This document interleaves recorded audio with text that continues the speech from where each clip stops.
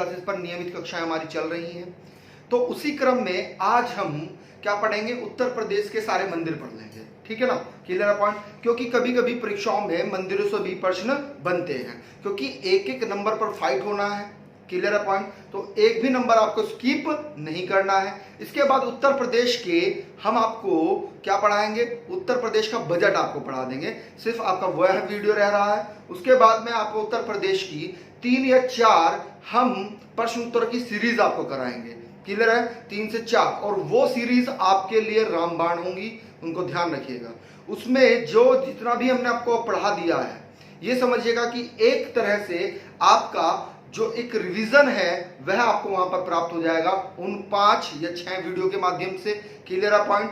और दूसरा फैक्ट ये होगा कि वो जो सीरीज होंगी उत्तर प्रदेश की, वो सभी के लिए पब्लिश होंगी, वह आपकी एप्लीकेशन में भी जाएंगी और दूसरा मतलब हमारे यूट्यूब पर भी रहेंगी, ठीक है। वो 4-5 वीडियो रहेंगी, क्योंकि अभी यूपीएससी बीईओ का एग्जाम है, खंड शिक्षक अधिकारी का, तो उसको मद्देनजर रखते हुए हम, है ना, वो सारी वीडियो पब्लिश करेंगे, प्राइवेट नहीं रखेंगे, क्लियर है पॉइंट।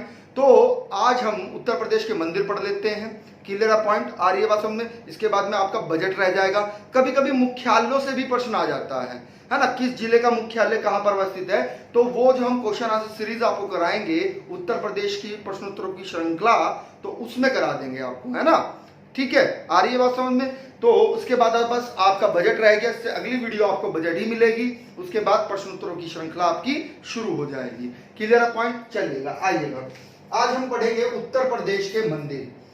तो आइएगा, सबसे पहले बात करते हैं, देखिएगा, ग्रेटर नोएडा के पास में गौतम बुद्ध नगर है ना, गौतम बुद्ध नगर, है ना, किससे मतलब गाजियाबाद से लगा हुआ।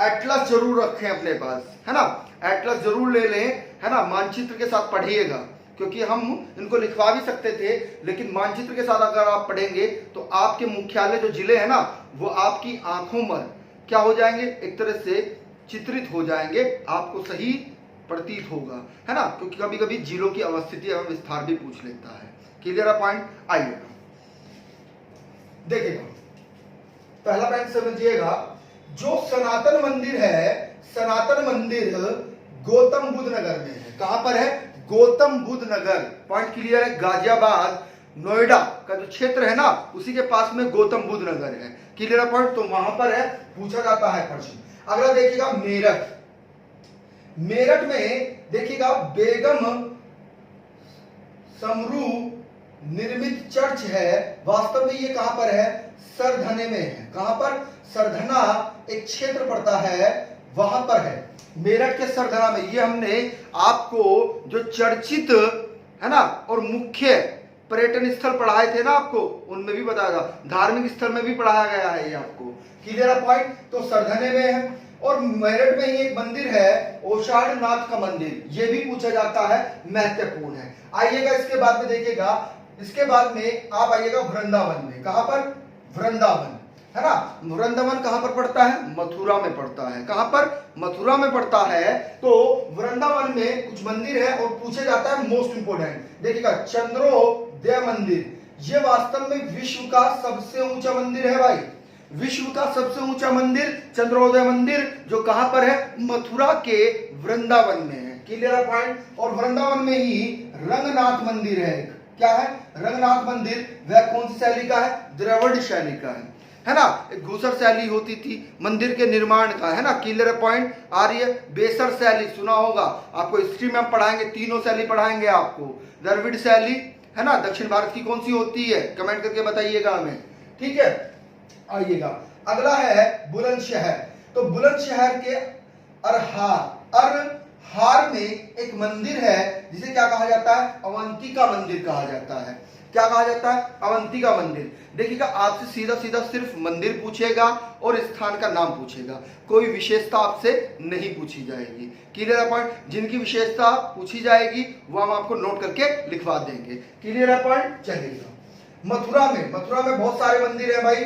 गोविंद देव मंदिर कहां पर है, मथुरा में है। कहां पर, मथुरा में। सबसे कम वर्षा कहां पर होती है, कमेंट करके बताइएगा, जलवायु में पढ़ा चुके हैं हम आपको, ठीक है। उसके बाद में लाडली जी का मंदिर, लाडली होता ना, ये हमारा लाडला पुत्र है, ये हमारी लाडली पुत्र है। तो लाडली जी का मंदिर अर्थात राधा जी का मंदिर कहां पर है? तो ये भी मथुरा में है।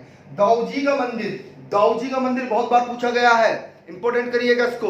दाऊ जी का मंदिर भी कहां पर है? मथुरा में ही है। ठीक है, बाके बिहारी जी का मंदिर कहां पर है? मथुरा में ही है। प्रेम मंदिर, प्रेम मंदिर बहुत इंपॉर्टेंट है, पूछा जाता है, कहां पर है? मथुरा में है। क्लियर है, पॉइंट आ रहा है बात समझ में। उसके बाद में है पग ला, पग ल बाबा मंदिर। पग देखिएगा, पागल जो होते हैं ना, पागल मंदिर के नाम से है पागल बाबा मंदिर। तो पागल बाबा मंदिर भी मथुरा में ही है। सहाजी मंदिर भी कहां पर है? मथुरा में ही है। हरिदेव मंदिर भी कहां पर है? मथुरा में ही है। क्लियर है पॉइंट, कहां पर है? मथुरा में। एटा में देखिएगा, बिल्कुल ध्यान समझिएगा, एटा मैनपुरी के पास पड़ता है। मैनपुरी एटा इटावा है ना, ये इधर की जोन है ना, आ रही है बात समझ में। तो एटा में वास्तव में बहरा भगवान मंदिर है जो कहां पर है? सोरो में। स्थान का नाम क्या है? सोरो। बहुत इंपॉर्टेंट है, पूछा जाता है। बरहा भगवान का मंदिर कहां पर है? तो एटा के सोरो में है। कहां पर? एटा के सोरो में। अगला फैक्ट समझिएगा, बहुत ज्यादा इंपॉर्टेंट। ललितपुर में एक मंदिर है, ये ललितपुर है, ये क्या है आपका? ललितपुर है ना। तो ललितपुर में लटका हुआ, उंगली की तरह जो लटका हुआ है, ये क्या है आपका? ललितपुर जिला है। तो ललितपुर जिले में देवगढ़ मंदिर है, वास्तव में ललितपुर के देवगढ़ में ही स्थित है। बात को समझिएगा, ललितपुर के देवगढ़ में ही स्थित है, इसलिए इसे देवगढ़ मंदिर कहा जाता है। लेकिन अगर नाम की बात करें तो इसका दूसरा नाम क्या है? तो इसका 10 अवतार मंदिर ही देवगढ़ मंदिर को कहा जाता है। बहुत इंपॉर्टेंट है। इसमें आप एक चीज नोट करके लिख लीजिएगा, किसका भाई? यहां पर 10 अवतार हैं। किसके? विष्णु जी के। विष्णु जी के 10 अवतार हैं, तो इसलिए इनको क्या कहा जाता है? 10 अवतार मंदिर कहा जाता है, जो ललितपुर में स्थित है, ललितपुर के देवगढ़ में स्थित है। बहुत इंपॉर्टेंट है, पूछा जाता है। महुआ में एक मंदिर है, उसे क्या कहा जाता है? सूर्य मंदिर है ना। महुआ है, ये यहाँ पर महुआ है, महुआ में क्या है? सूर्य मंदिर। अब सूर्य मंदिर की एक विशेषता समझिएगा, लिखना है, जो भी चीज हम बोल रहे हैं लिखिएगा। वास्तव में इसका निर्माण किसने कराया था? अगर आपसे पूछा जाए कि इसका निर्माण किसने कराया, क्योंकि ये प्रश्न पूछा गया है, तो चंदेल शासक थे, जिनका नाम क्या था? जिनका नाम था राहिल देव मंदिर। बर्मन के नाम से, बर्मन वंश पढ़ा होगा आपने हिस्ट्री में, तो बर्मन वंश के थे। कौन? चंदेल शासक थे। कौन थे? चंदेल शासक थे। क्लियर पॉइंट, ले करिएगा इसको, चंदेल शासक है ना। नाम क्या है? साहिल देव बर्मन थे। और इन्होंने इसको किस शताब्दी में बनवाया था? तो 9वीं शताब्दी में बनवाया था। कौन सी में? 9वीं शताब्दी में बनवाया था। वास्तव में एक तालाब खुलवाया, बिल्कुल ध्यान समझिएगा, एक तालाब इन्होंने खोदा और तालाब खुलवाने के बाद इसे 9वीं सदी में इन्होंने बनवाया। इसकी विशेषता क्या है वास्तव में? बिल्कुल ध्यान से समझिएगा आप सूर्य मंदिर की।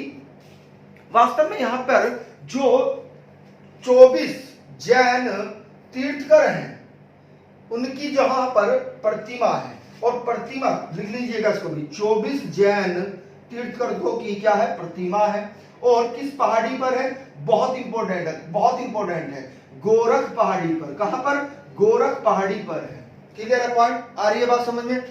अगला फैक्ट समझिएगा, अगला फैक्ट, इसके जो वास्तुकला है, इसकी वास्तुकला इतनी ज्यादा सुंदर है कि ये अपने आप में बहुत आकर्षित मंदिर है, बहुत ज्यादा आकर्षित मंदिर। तो महुआ का सूर्य मंदिर आपको याद रखना है, भूलना नहीं है, पूछा जाता है।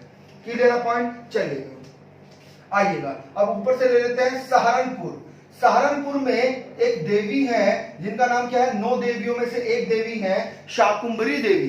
तो शाकुंभरी देवी वास्तव में सहारनपुर के जो आपका एक कस्बा पड़ता है, क्या भेंट है ना, भेंट में से रास्ता जाता है, अर्थात शिवालिक श्रेणी जो है ना, शिवालिक श्रेणी जो भाबर वाला क्षेत्र है, भाबर तराई वाला क्षेत्र सहारनपुर में, तो उसी क्षेत्र में शाकुंभरी देवी का एक मंदिर है, यानी कि 9 देवियों में से एक देवी का मंदिर कहां पर है, तो एक मंदिर आपका सहारनपुर में है, शाकुंभरी में है, अर्थात भेट तहसील में पड़ता है। क्लियर है पॉइंट, कहां पर पड़ता है, भेट तहसील में। क्लियर है पॉइंट, चलिएगा, बहुत इंपॉर्टेंट है, पूछा जाता है।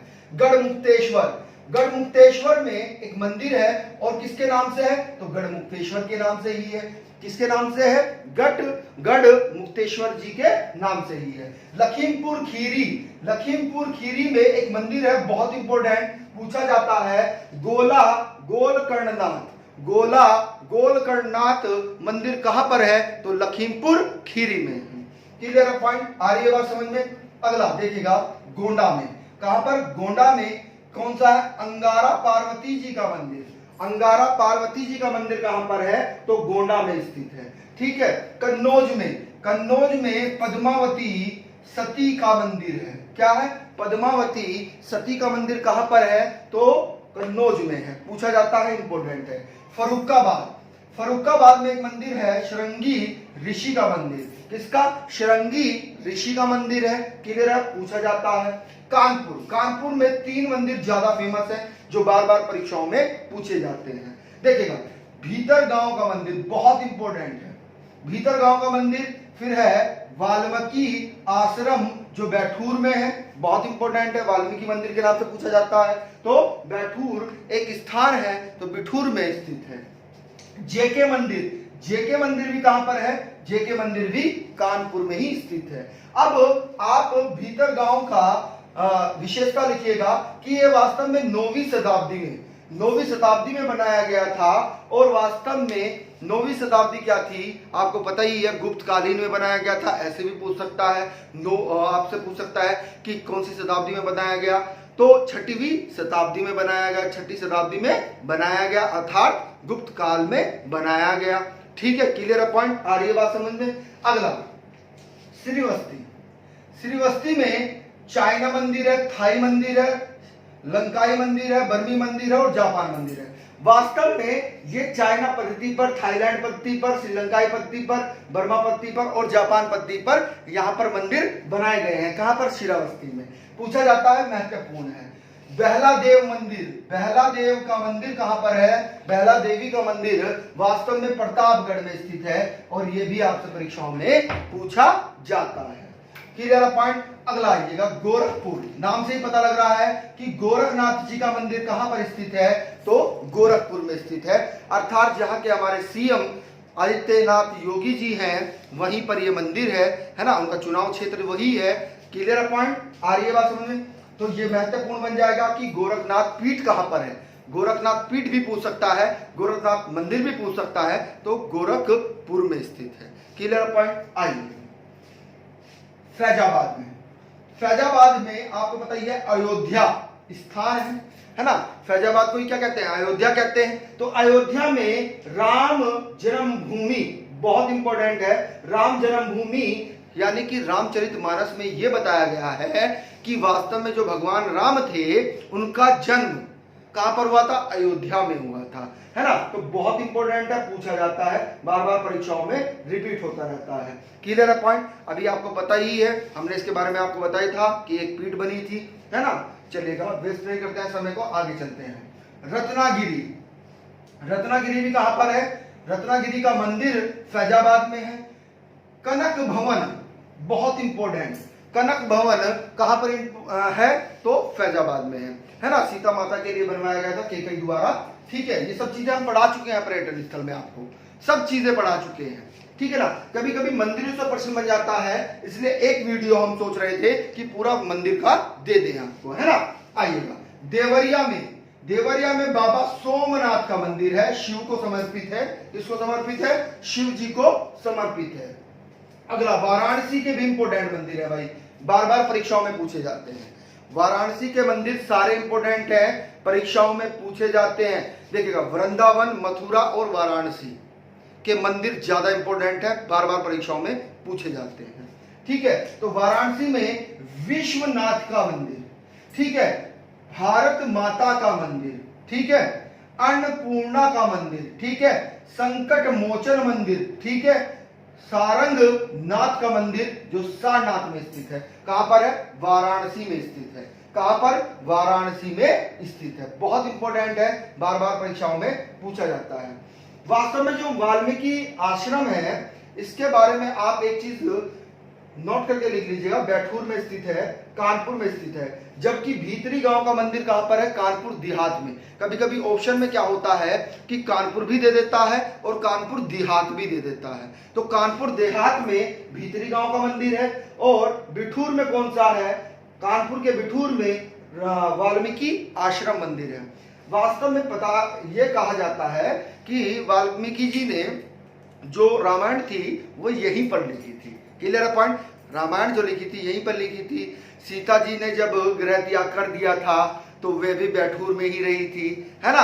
ये चीजें सब क्या है? ये सब चीजें बताई गई हैं। क्लियर है? लव कुश जी जो थे राम के पुत्र, उनका भी जन्म यहीं बैठूर में ही हुआ था, है ना। तो आ रही है बात समझ में? कभी कभी प्रश्न बन जाता है।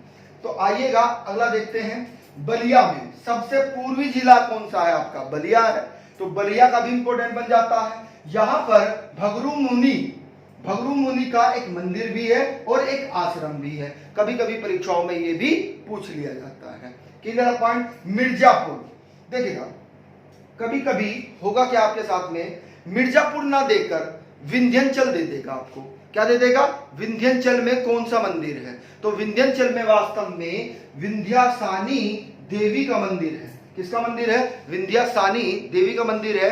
क्योंकि आपको पता है कि जो विंध्याचल पर्वत है उसका पूर्वी विस्तार कहां तक पहुंच गया है? सोनभद्र मिर्जापुर तक पहुंच गया है ना। तो वहीं पर है, ठीक है। क्लियर है पॉइंट? आ रही है बात समझ में? यहीं पर एक भरतहरि का मंदिर है। इसका मंदिर है भरतहरि का मंदिर है।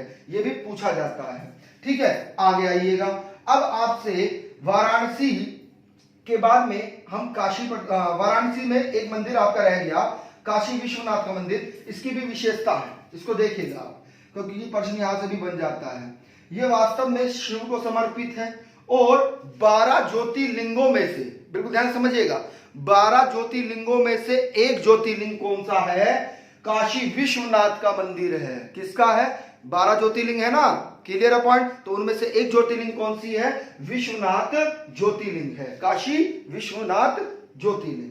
क्लियर है पॉइंट? आ रही है बात समझ? गंगा के किनारे है, पता ही है आपको। वाराणसी किसके किनारे है? गंगा के किनारे है। आगे आइएगा। प्रयागराज अर्थात इलाहाबाद की अगर हम बात करें तो यहां पर पाताल मंदिर स्थित है। यहीं पर वेणी माधव का मंदिर है। यहीं पर क्या है वास्तव में? बहुत इंपॉर्टेंट है, बहुत इंपॉर्टेंट। प्राचीन 3 शक्तिपीठ भी प्रयागराज में स्थित है और तीनों के नाम हम लिख रहे हैं, आप लिख लीजिएगा। पहली जो क्या है? पहली जो शक्तिपीठ है उसका नाम क्या है? वह लिख रहे हैं हम आलोप शंकरी। पहली शक्तिपीठ क्या है? आलोप शंकरी है। दूसरी शक्तिपीठ क्या है? ललिता शक्तिपीठ है। तीसरी कौन सी है? कल्याणी शक्तिपीठ। कौन सी? कल्याणी शक्तिपीठ। यानी कि प्राचीन 3 शक्तिपीठ कहां पर स्थित है? तो प्रयागराज में स्थित है। Clear point? आइएगा। कौशाम्बी में दिगंबर जैन मंदिर स्थित है। क्या स्थित है? दिगंबर जैन मंदिर स्थित है। आपसे पूछा जाता है कि सोनभद्र में, बहुत इंपॉर्टेंट, सबसे दक्षिणी जिला जो कितने 4 राज्यों से घिरा हुआ है? कितने राज्यों से? 4 राज्यों से घिरा हुआ है। Clear point? सोनभद्र सबसे दक्षिणी जिला जो है हमारा, वहां पर भी एक मंदिर है। उसका नाम क्या है? रेणुकेश्वर मंदिर है, जो कहां पर है? सोनभद्र में स्थित है। कहां पर? सोनभद्र में। खुशीनगर देखिएगा, यहां पर खुशीनगर है। खुशीनगर में एक मंदिर है जिसे क्या कहा जाता है? महानिर्वाण मंदिर। यानी कि बुद्ध जी ने जहां पर क्या किया था? महानिर्वाण किया था अपना, तो वहां पर एक मंदिर बना दिया गया है। यह भी प्रश्न पूछ लिया जाता है। पूछा जाता है कि सोते समय, यानी कि सोए हुए या लेटे हुए, बिल्कुल ध्यान समझिएगा, शयन मुद्रा, यानी कि शयन मुद्रा मतलब सोते हुए या लेटे हुए में बुद्ध की विशाल प्रतिमा कहां पर है? तो ये भी खुशीनगर में ही स्थित है। Clear point? और कोई तो नहीं रहा? देख लेते हैं एक बार। हाँ, सभी हो चुके हैं। ठीक है, तो ये क्या है, ये आपको डायग्राम के माध्यम से ही बनानी है और डायग्राम देखकर ही इनको आपको चार्ट के माध्यम से ही बनाना है। क्लियर है पॉइंट। इसके बाद में आपका उत्तर प्रदेश का बजट रह जाता है। उत्तर प्रदेश के बजट के बाद आपका उत्तर प्रदेश समाप्त हो जाता है। क्लियर है पॉइंट। तो उसके बाद हम